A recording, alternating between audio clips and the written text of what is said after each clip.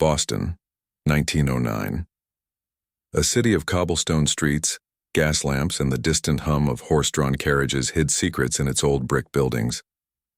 Among these buildings stood Dr. Samuel Harrow's home, a Victorian townhouse with walls so thick they muffled sound, except, as the doctor claimed, when they did not.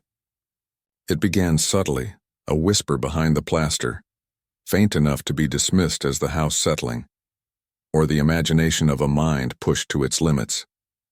But over weeks, nights, and months, those whispers grew louder, insistent, and intelligible. Harrow, a respected physician, found himself awake at all hours, listening to conversations no one else could hear, voices arguing, crying, and sometimes laughing within the confines of his own walls. Friends and colleagues dismissed his claims as fatigue, stress, or early signs of madness, but Samuel could not ignore the growing terror. The walls spoke. The voices were not random. They formed patterns, repeating certain words, discussing events that seemed to span decades, sometimes referencing people he had never met. The doctor tried to ignore them, rationalizing each whisper as coincidence, acoustics, or imagination. Yet sleep became impossible, and focus in his medical practice began to falter. He documented the phenomena meticulously, writing notes by candlelight marking every whisper, every phrase, every tone. Some voices were pleading, others mocking, some filled with rage, and some so sorrowful they drove Samuel to tears. His once orderly home became a cage, its thick wooden panels now seemingly alive. Each room a trap of sound, echoing horrors that had no source beyond the plaster. Neighbors occasionally noticed him wandering hallways at odd hours, muttering to himself, consulting his journals, or pressing ears against walls as if hoping to reason with whatever haunted them. Rumors spread quietly through Boston's social circles. A doctor obsessed hearing voices in the night, a mind unraveling beneath the weight of unseen terror. Yet those who dared enter the house sensed something unnatural. Doors that were closed seemed to vibrate with murmurs. Drafts carried unintelligible phrases, and shadows in corners sometimes moved independently of light. Harrow's fascination with the human mind and the unknown border of insanity led him to investigate further. He conducted experiments, measuring temperature, tapping walls, and listening with specialized instruments of his own design, hoping to find a rational explanation. Each attempt failed. Sometimes the walls were silent, mocking him with a brief reprieve, and then erupted with whispers louder than before, voices overlapping, repeating, layering in a cacophony that no normal structure could produce. It was as though the house itself was alive, intelligent, aware of his investigations, responding and retaliating. Samuel's isolation grew. Friends stopped visiting, fearing the growing obsession and the palpable dread that clung to the house. He refused to leave, claiming that to abandon the home was to surrender to the unknown power that had taken hold. Nights stretched endlessly, filled with whispered threats, conversations about people long dead, names spoken that did not belong to Boston, references to events decades past. The doctor's journal entries became erratic, yet precise, noting dates, times, and the content of each whisper. He wrote of shadows forming patterns on walls, strange scratches appearing overnight, and sudden drops in temperature localized to certain rooms, as if the house itself was breathing, alive and sentient. Attempts to destroy the plaster, break the walls, or remodel were met with failure.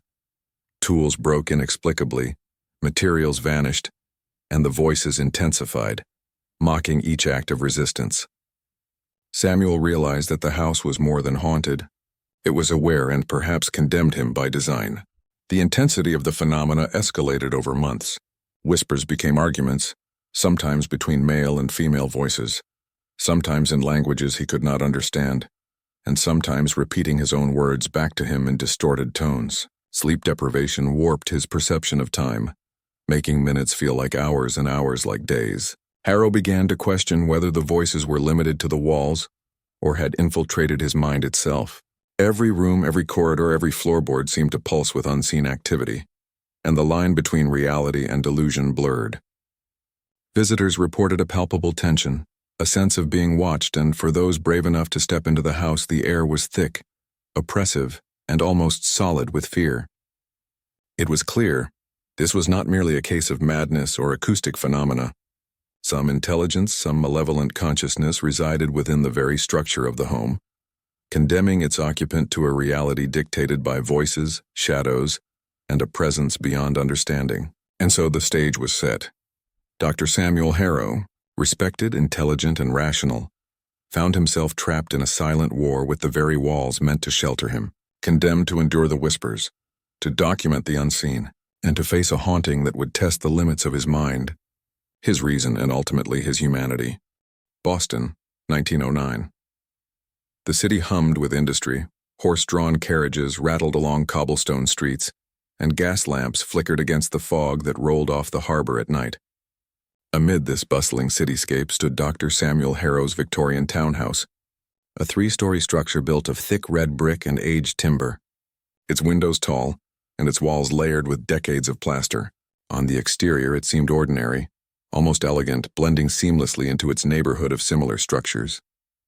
Yet within those walls a darkness festered, one that would consume a man's reason, distort perception, and trap him in a battle against voices that no one else could hear. Harrow, a physician known for his intellect and composure, had recently moved into the home following a series of personal tragedies: the death of his wife to a sudden illness, the passing of his young son, and the social isolation that followed. Seeking solace in his work and in the quiet of a home removed from prying neighbors, he had no idea the very house he entered would become a prison of the mind. Initially, the disturbances were subtle: a faint whisper behind a wall, a tap that seemed out of place, a draft that carried words almost imperceptible. Samuel dismissed these occurrences as tricks of fatigue or grief. Yet as days and nights passed, the whispers grew more structured, more intelligible. They spoke in voices that seemed familiar, but carried tones of mockery, despair, or urgency. Occasionally, names were mentioned, names of people long dead or entirely unknown to him. By the third week, the house no longer felt like a safe haven. Its walls seemed to pulse with life, carrying sounds that could not belong to any natural phenomenon. Samuel began documenting each event meticulously, noting the time, tone, and content of every whisper. His journals grew thick with entries, pages crowded with observations, sketches, and speculative explanations.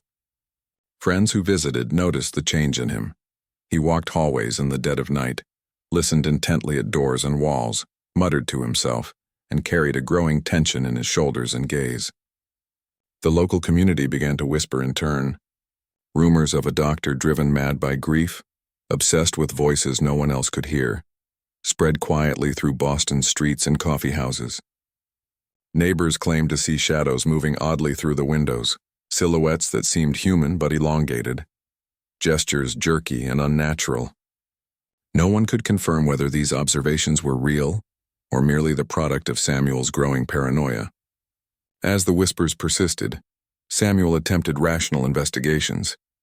He tapped walls, removed sections of plaster, listened with mechanical devices he had devised, and even placed recording cylinders in rooms to capture sound.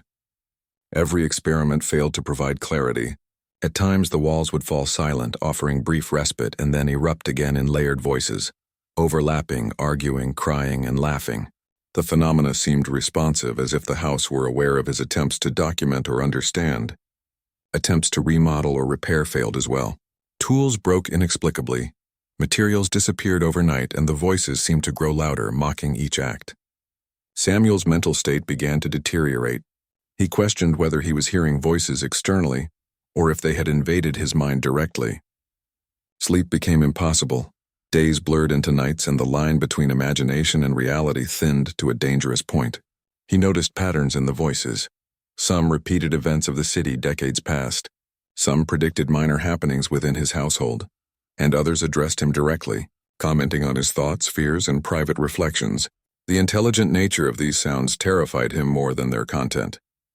Neighbors who attempted to comfort him were often unnerved themselves. Many reported feeling watched, a palpable tension that filled the home, and unexplained drafts or cold spots that seemed localized around certain rooms. Friends gradually stopped visiting, leaving Samuel increasingly isolated. The doctor became both prisoner and investigator, trapped within walls that had once promised protection, now conduits for malevolence beyond comprehension. As winter approached, the fog of Boston's streets seemed to seep indoors, merging with the voices, lending a spectral quality to the sounds that only heightened his terror. Letters written to colleagues were meticulously factual, yet vague enough to avoid accusation of madness, though the truth of his experiences grew ever stranger. The house had become a maze of fear, with walls that seemed to shift subtly, corridors that felt longer at night, and rooms that echoed voices differently, as though the building itself were alive and observing. Attempts to explain events scientifically failed repeatedly. Acoustics could not account for the intelligible patterns. Vibrations did not match known structures. Even electrical phenomena, still rare in 1909 Boston, did not correlate with the activity. The mystery of the house deepened, and Samuel's personal sense of reality faltered. Shadows lengthened unnaturally, corners darkened beyond normal light conditions, and faint scratching appeared on walls, floors, and ceilings overnight, forming patterns that seemed deliberate, communicating in a silent language he could not yet decode. It became clear. The townhouse was no ordinary residence. It was a structure imbued with awareness, intelligence, or a curse, designed to trap, torment, and test those who dwelled within. Samuel Harrow, once a respected physician, now found himself in the grip of a force that defied reason, science, and human comprehension.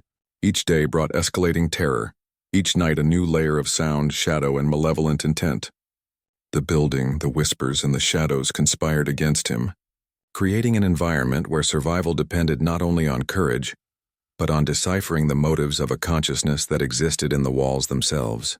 The background of this haunting, the origin of the voices, and the full extent of the house's influence remained unknowable.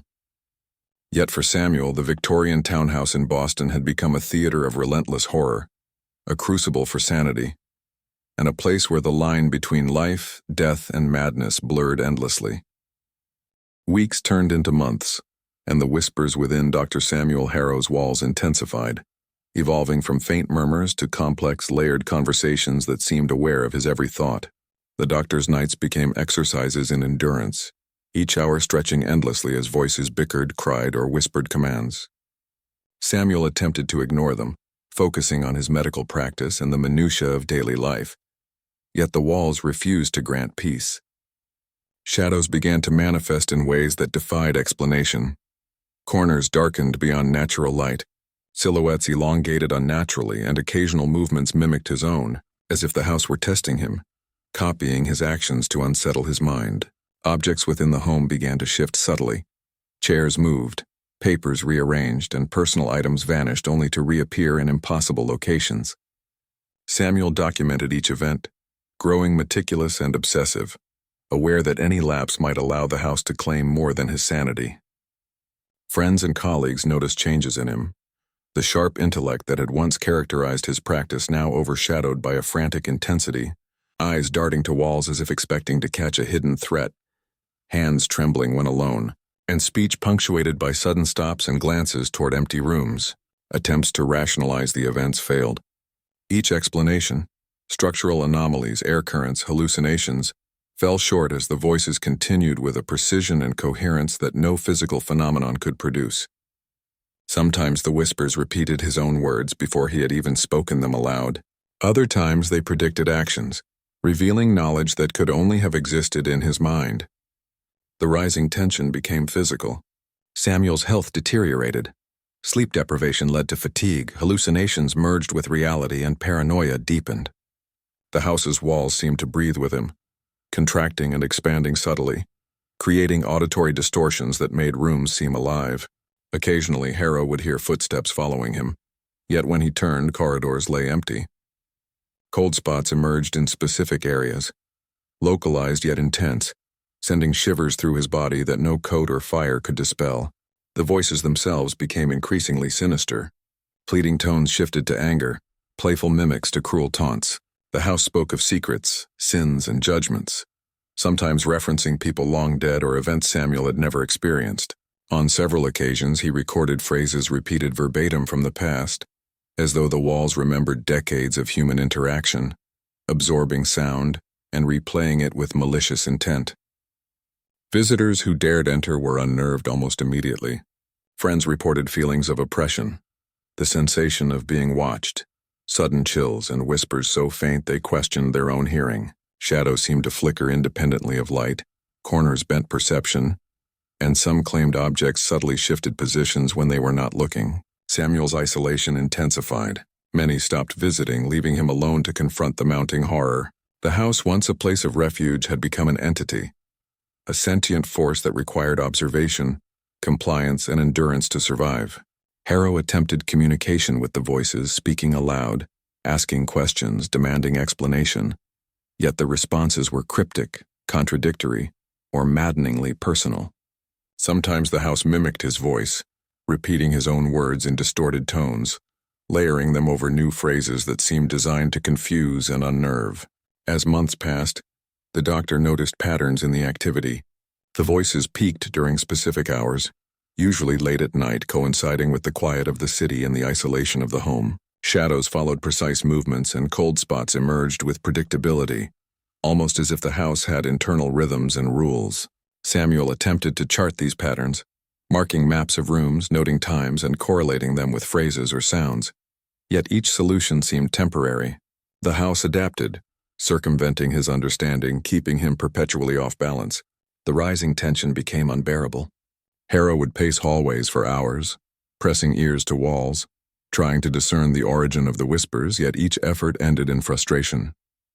Occasionally the voices escalated into shouting and even screaming, only to fall silent moments later, leaving a deafening void that felt heavier than sound. Sleep deprivation worsened. Hallucinations merged with reality, creating double shadows, phantom footsteps, and voices that bled from walls into his own mind. He began to fear the night more than illness or death. Attempts to leave the house failed. Whenever Samuel stepped outside, the whispers followed, faint echoes on the breeze, shadows stretching unnaturally to meet him, and an oppressive sensation that he was being observed. Even Boston's fog seemed to merge with the house's aura, as if the city itself conspired to maintain the haunting. His journals became obsessively detailed, filled with diagrams, sketches, and transcriptions of whispered conversations. They captured an intelligence in the walls, a deliberate pattern, and a malice that defied explanation. Samuel's world narrowed to hallways, rooms, and the voices themselves. The doctor began to suspect that the house had agency, that it was aware of his presence, observing, responding, and testing him. Sometimes he felt that the walls themselves breathed in rhythm with his heartbeat, as though monitoring life force or sanity. The tension reached its peak when Harrow attempted to block certain walls with furniture or attempt structural repairs. The responses were immediate. Louder voices, more aggressive shadows, objects moving with violent force, and the air thickening to a suffocating degree. The house seemed to punish interference, reinforcing the understanding that he was a prisoner not of walls, but of consciousness embedded in plaster and timber. Isolation, fear, and obsessive documentation created a spiral. Samuel's perception fractured. He often could not distinguish past from present, whispers from thought or shadow from reality. Each encounter, each phrase spoken by the walls, drove him deeper into tension, yet he could not abandon his home, nor ignore the intelligence that demanded attention, observation, and respect. By the end of the second year, the house had claimed not only his mind but his life's routine, his social connections, and his perception of reality. The rising tension had reached a point where survival depended on endurance, rational analysis, and a constant confrontation with the unknown. Dr. Samuel Harrow lived daily under an unrelenting psychological siege, a battle with a sentient, malevolent structure that tested every faculty of his body and mind. Each sound, shadow, or whisper signaled a house that was alive, aware, and capable of cruelty beyond human comprehension, a force that made the ordinary walls of Boston into instruments of horror and turned a respected physician into a prisoner condemned by the very home he sought to inhabit. The night had thickened into an oppressive blanket of fog and shadow. Dr. Samuel Harrow sat at his desk, the only light a flickering oil lamp, casting quivering shadows that seemed to stretch toward him, merging with the darkness in corners of the room where the whispers originated. Tonight the voices were relentless, overlapping, urgent, and cruel. They spoke in multiple tones, some male, some female, and some that twisted familiar words into foreign languages. The doctor's hands trembled as he scribbled notes, each phrase a desperate attempt to capture the content, to preserve proof of what no one else could believe. Suddenly a loud bang echoed through the house as if a door had slammed shut with supernatural force. Shadows surged along the walls, forming grotesque shapes that resembled twisted, screaming faces. Samuel's heartbeat raced. He knew he was no longer merely observing the house's activity. He had become an active participant in a deadly psychological game. He attempted to respond aloud, speaking to the voices demanding their purpose, pleading for cessation. Yet the house's response was a barrage of cacophonous whispers, layering threats, mockery, and the repetition of his own fearful thoughts. Furniture rattled violently. Books flew from shelves, and the oil lamp shuddered, casting chaotic light that revealed walls etched with scratches and patterns he had never noticed before. The air grew thick, almost solid, making each breath a struggle, and a cold, invisible hand seemed to press against his chest. Desperation compelled Samuel to move through the house, checking each room, walls vibrating with sound, floors creaking under invisible weight, as if unseen occupants stalked him with every step. The climax of his ordeal approached when a voice, clearer than any before, called his name distinctly from behind the thick plaster of the east wall. Samuel pressed his ear against it, hearing the whispered recounting of events from the day of his wife's death, the last words of his child, and secrets he had never shared. Each revelation was precise, intimate, and devastating, designed to break his psyche. Shadows in the room coalesced into humanoid forms, moving independently of light, stretching impossibly across walls and floors. The oil lamp flickered and extinguished, plunging Samuel into darkness illuminated only by the spectral shapes and the constant whispering. Now a torrent of voices that screamed and hissed simultaneously. Panic overtook rational thought. He struck walls, attempted to dismantle sections of plaster, and screamed at the voices to cease. The house responded with sudden, violent movements, floors groaning under unseen pressure, furniture slamming and windows rattling violently despite closed sashes. Samuel's physical body was battered by the chaos, but the psychological torment was far greater.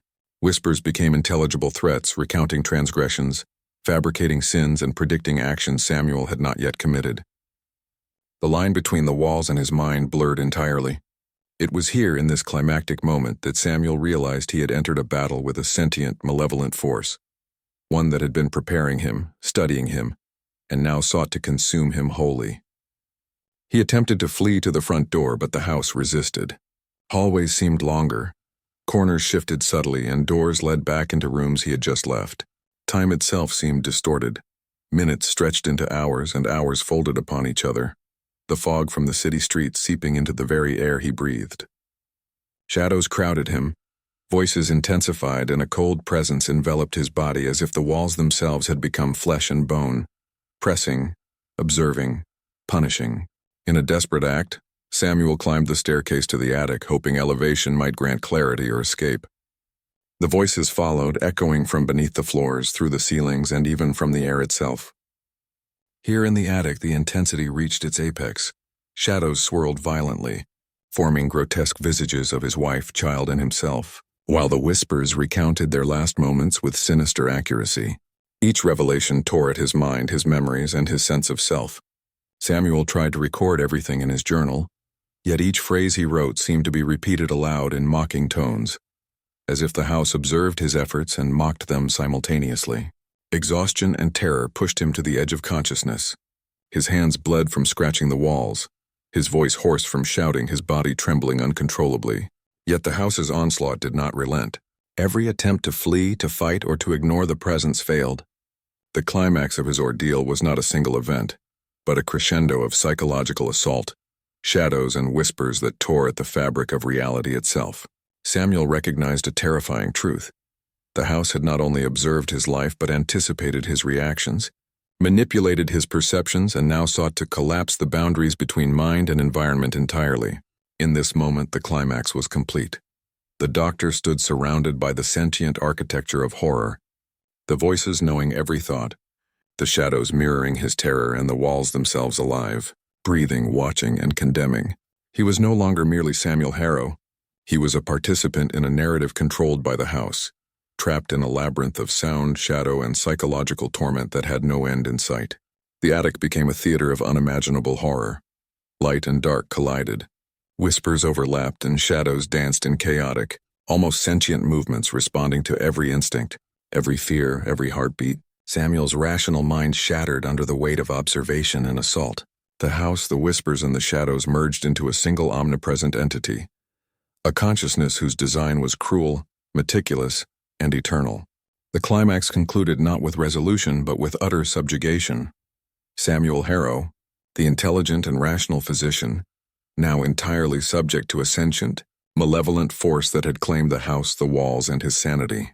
Each whisper, shadow, and tremor ensured that the horrors of the home were complete, leaving only the anticipation of further torment, the certainty of observation, and the inescapable truth that the house's consciousness was eternal, relentless, and condemned anyone within its reach to the depths of psychological ruin.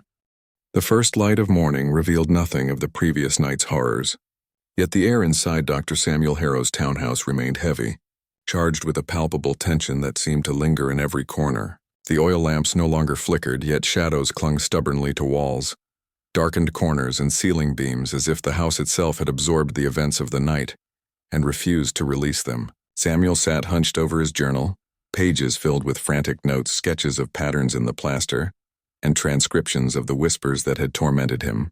Every sentence he wrote seemed inadequate, insufficient to capture the intensity of what had transpired, the malicious intelligence behind the walls, and the precise cruelty of the voices. Sleep was a distant memory. Exhaustion weighed heavily on his body, yet the mind refused reprieve. The aftermath was psychological, physical, and spiritual. Samuel's hands were calloused and cut from clawing at walls in desperate attempts to confront, understand, or repel the malevolent force, and his eyes were bloodshot, constantly scanning every movement in the dim light. Neighbors avoided the house, recounting to each other the strange sounds, the late-night pacing, the shadowed figures glimpsed through tall windows, and the palpable dread that radiated from within. Rumors spread quietly through Boston streets, as whispers of Samuel's plight merged with the haunting legend of the house itself. The doctor realized that no one could enter and survive intact, and that intervention from outsiders was unlikely. Attempts to communicate the events to colleagues were met with polite disbelief. Letters describing voices and shadows were dismissed as exaggeration, fatigue, or the effects of grief. Samuel's medical practice suffered as a result. Once respected, he became a figure of quiet concern, the physician haunted not by disease or illness but by a sentient, malevolent force embedded in walls of plaster and brick. Objects remained displaced, shadows lingered unnaturally, and whispers persisted, though less organized than during the previous night's climax. The house had claimed dominance, enforcing a truce of sorts, though not peace. Samuel observed the subtle changes. Cold spots remained in the same rooms, shadows still mirrored movements when unobserved, and occasional phrases were whispered, reminding him that the sentience of the walls was eternal and ever-present. Attempts to leave the house revealed that the influence extended beyond the walls themselves. Samuel noticed that whenever he stepped into the hallway outside the home, the whispers seemed to follow faintly, a subtle echo riding the Boston fog, a psychological tether that made true escape impossible. The doctor began documenting patterns, aware that survival now required observation, caution, and careful attention to subtle cues, shifts in shadows, the cadence of whispers, the presence of drafts, and the appearance of marks on the plaster. He theorized that the house's intelligence was deliberate, reactive, and adaptive. It punished deviation, encouraged focus, and enforced subjugation to its will. Isolation deepened as social contacts dwindled further. Visitors no longer dared approach, and Samuel realized that solitude was both shield and punishment. In this aftermath, the line between past and present, reality and hallucination, became tenuous. The whispers repeated historical events from Boston decades past, often recounting minute details Samuel could not have known, suggesting a memory embedded within the structure itself, a repository of time that could manipulate perception and memory at will. Shadows, sometimes humanoid, sometimes abstract, persisted in hallways and corners, appearing to respond to his thoughts, actions, and fears. Every interaction reinforced the house's dominion over mind, body, and spirit. Samuel attempted correspondence with paranormal researchers, friends, and colleagues, hoping for intervention. Yet reports were dismissed, funding denied, and inquiries unanswered. The house remained unchallenged, its malevolent influence intact and its sentient presence an unassailable force. Journals accumulated, each more detailed than the last, chronicling nights filled with whispers, shadows, and impossible occurrences, objects displaced without explanation, floors creaking with no discernible source, and drafts carrying phrases intelligible only to him. Samuel's understanding of the house evolved. It was not merely haunted, nor merely cursed, but an intelligent entity, patient, observant, and unyielding, capable of calculated psychological torment. The aftermath extended into Samuel's psyche. He suffered from relentless anxiety, moments of depersonalization, and episodes where shadows and whispers intruded directly into consciousness. Fear became a constant companion. Even mundane tasks required vigilance to avoid triggering the house's subtle manipulations. The doctor realized that his existence had been rewritten by the house. Life outside the home was touched by its presence. Each step through Boston streets shadowed by faint echoes, a constant reminder of the inescapable reach of the sentient structure. Scholars attempting to understand the phenomenon noted patterns: localized cold, acoustic anomalies, displacement of objects, and subtle optical illusions. Attempts to demolish or alter the building were unsuccessful. Every intervention failed inexplicably, reinforcing the understanding that this was not a matter of structure, but of consciousness embedded within it. The house itself became the narrative, dictating events, controlling perception, and shaping reality for Samuel.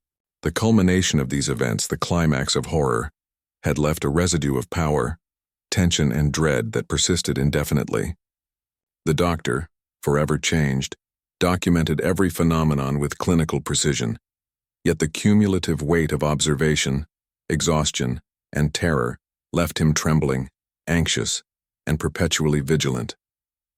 The aftermath was therefore not a conclusion but an ongoing condition, a state in which the walls, shadows, and whispers maintained dominion, a constant presence, a reminder that he had been condemned not by circumstance but by awareness, intellect, and the unyielding malevolence of the house.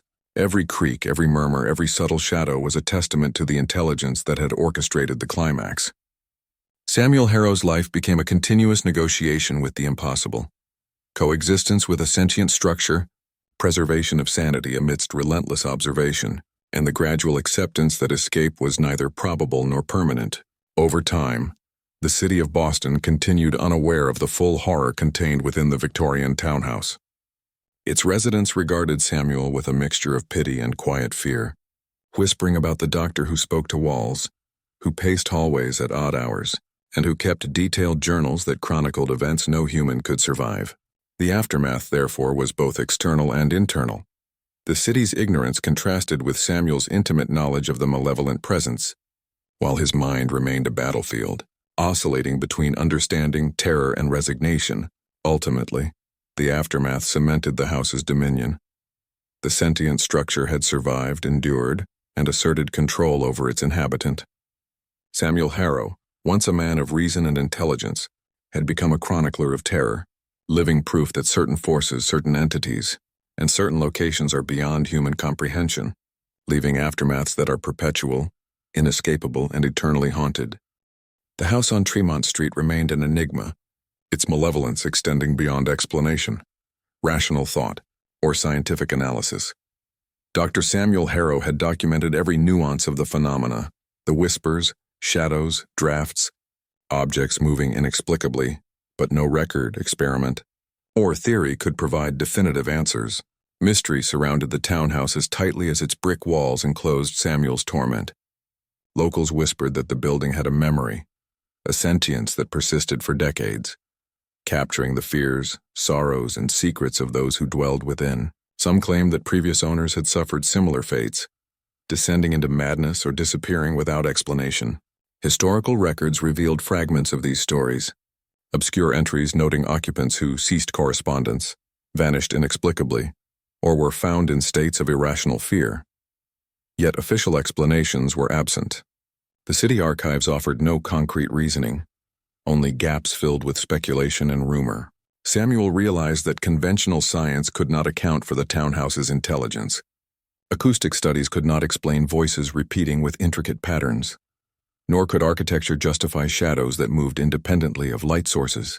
Psychologists consulted were baffled, often suggesting stress, grief, or hallucination. But these theories failed to capture the complexity, precision, and consistency of the phenomena. The house seemed to operate on rules invisible to human understanding, reacting to observation, testing comprehension, and manipulating perception with deliberate intention. Attempts to remove or alter the structure proved futile. Sections of plaster vanished or reappeared, doors resisted opening, and tools broke inexplicably when used to intervene. It became clear that the mystery was not merely of sound or shadow, but of consciousness embedded within the walls. Samuel observed patterns over months, noting the house's reactions to his behavior. Certain phrases in the whispers repeated with chilling accuracy during specific hours. Shadows congregated in predictable ways, aligning with his thoughts, movements, or spoken words. The building displayed foresight, adapting to strategies, countering interventions, and reinforcing its dominion over perception. Scholars who examined Samuel's journals described a phenomenon beyond normal hauntings, an intelligent environment capable of interaction, observation, and punishment.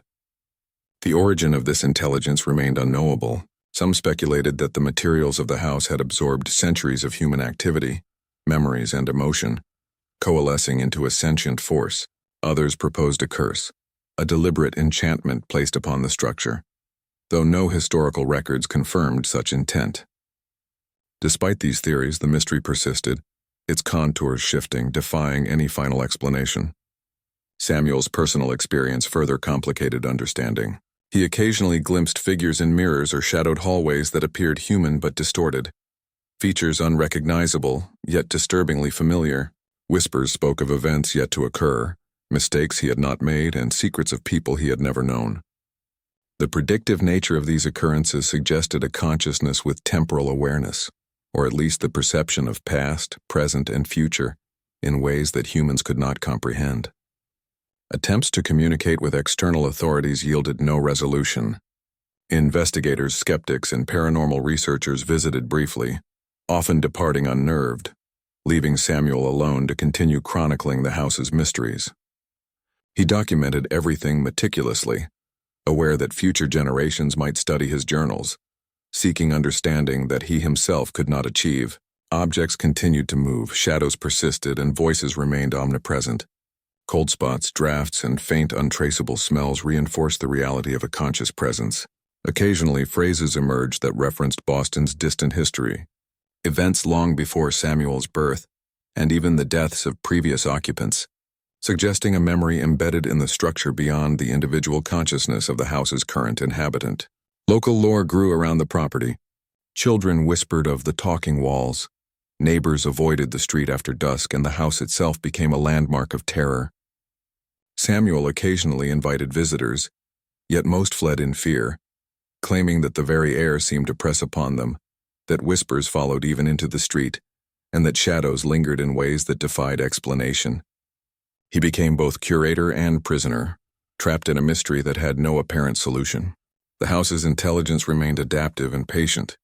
When Samuel attempted to rationalize or systematize his observations, the whispers altered patterns, shadows shifted unexpectedly, and minor disturbances reinforced the impossibility of comprehension. Every attempt at control was met with subtle retaliation, reinforcing a sense of futility and inescapable observation. The mystery extended beyond the physical structure to Samuel's mind itself. He occasionally questioned whether the whispers were entirely external or had infiltrated consciousness, creating a shared reality between man and house that could not be disentangled. Dreams became indistinguishable from waking events, hallucinations overlapped with observation, and fear became a constant, omnipresent companion. Over years, the house's history, its previous occupants, and the recurring pattern of suffering formed a tapestry of unexplained events. Samuel documented patterns of disappearance, isolation, and madness, noting the possibility that the sentience of the building had endured for centuries, each occupant a fragment of the house's ongoing narrative. Scientific inquiry proved insufficient. Acoustic studies, structural analyses, and psychological evaluations all failed to capture the essence of the phenomena. The mystery persisted, a living, evolving enigma that no human reasoning could unravel. Whispers, shadows, and physical anomalies remained, each occurrence reinforcing the house's dominion and the inescapability of its presence. In the end, the mystery was not resolved. It was endured. Samuel Harrow, living chronicle of the haunted house, continued his observations with obsessive rigor, recognizing that the structure's intelligence was eternal, adaptive, and beyond human comprehension. The house itself remained a testament to unknown forces, a sentient entity that observed, manipulated, and controlled, leaving a mystery that no investigator, scholar, or inhabitant could fully solve. The whispers persisted, shadows lingered, and the sentience embedded within the walls endured, ensuring that the story of the doctor who heard voices in his walls remained an unsolved, Condemned and haunting legend of Boston, 1909. Years passed, yet the Victorian townhouse on Tremont Street remained unchanged in its malevolence, a frozen monument to terror and sentience beyond comprehension. Dr. Samuel Harrow, once a respected physician and rational mind, had aged within those walls, his life confined to an unrelenting observation of whispers, shadows, and phenomena that defied understanding. The world outside continued, oblivious to the horrors contained within the brick and plaster. Yet the house held dominion over Samuel's perception, ensuring that every moment, every breath, was influenced by its silent intelligence. In the ending of this ordeal, clarity arrived not through explanation but through grim acceptance. Samuel realized that the townhouse was eternal in its awareness, patient in its torment, and relentless in its manipulation. Escape was an illusion. Leaving would not release him from the influence that had merged with his consciousness. Shadows persisted, curling along walls in subtle gestures that mirrored his thoughts, whispering phrases of judgment, mockery, and revelation. He could no longer distinguish where the house ended and his mind began.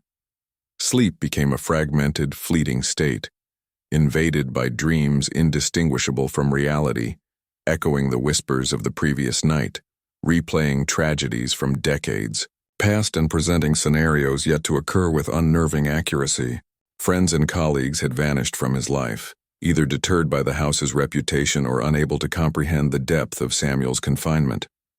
Letters and inquiries went unanswered, dismissed as the ramblings of a man consumed by grief and isolation. Samuel's journals, now extensive, chronicled every whisper, shadow, and unexplained phenomenon with obsessive detail. The writings became his tether to reality, though each word transcribed seemed to provoke new activity within the house. Walls shifted subtly, shadows reacted to the cadence of his pen, and whispers occasionally quoted passages directly from his own writing, creating a recursive nightmare of observation and reflection.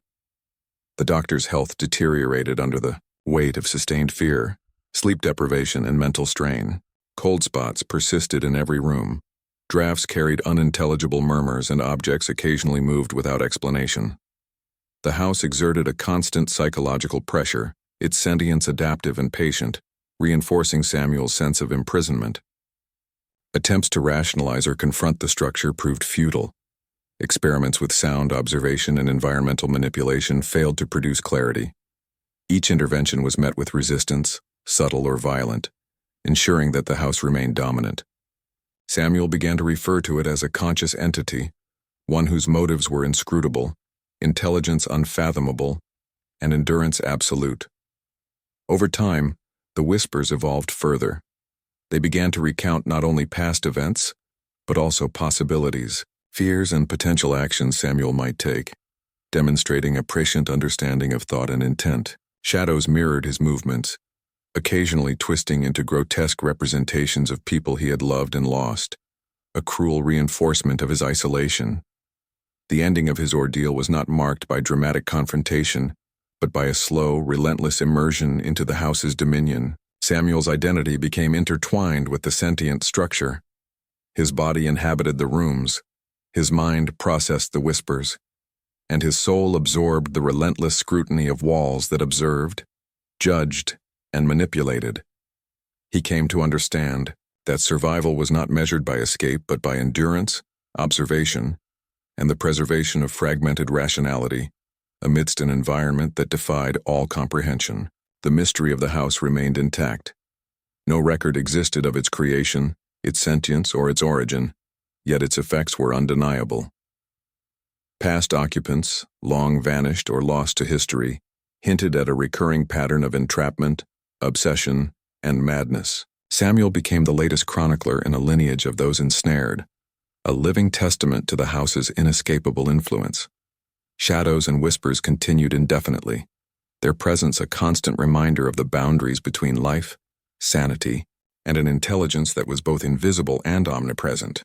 Samuel's journals, thick with meticulous notes, sketches, and transcriptions, served as the only legacy of his experience. They documented events with clinical precision, yet conveyed the terror, despair, and relentless psychological pressure that had defined his existence. The ending was therefore not a resolution but a state of perpetual endurance.